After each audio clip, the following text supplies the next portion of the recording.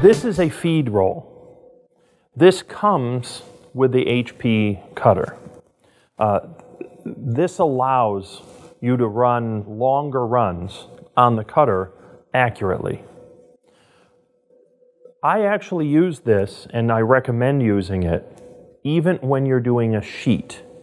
So what I have on the printer now is a sheet, but I would still put this onto the feed rollers in the back and then have the media go up and over this, even if it's not attached to this.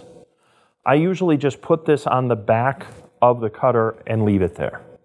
And then if I were to be running a longer run, I would put it onto the take-up roll on the printer and then put this core on these two end caps, and then in the back of the cutter there's two little ridges that these go right into. Effectively, it locks everything in place, and that's very helpful, especially for long runs.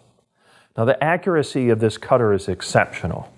It is capable of doing 130 square feet, or 26 linear feet, accurately to within 1 millimeter. And if I were to do 26 linear feet run on any of these cutters, I would definitely use a take-up roll. Now, some media performs a little better in the basket when it's coming in because it kind of folds on itself nicely, and that's really more of a liner issue. But on the right material, like let's say a 3M IJ40, you can print onto the take-up roll and then run 26 feet, 26 linear feet with 1 millimeter degree of accuracy, which is excellent. Now, if you need more accuracy than that, obviously you can tighten that up a little bit. But we feel that you can run very long runs with the take-up roll. In this case, it would become the feed roll because it's a take-up on the printer and then a feed onto the cutter with a great deal of accuracy.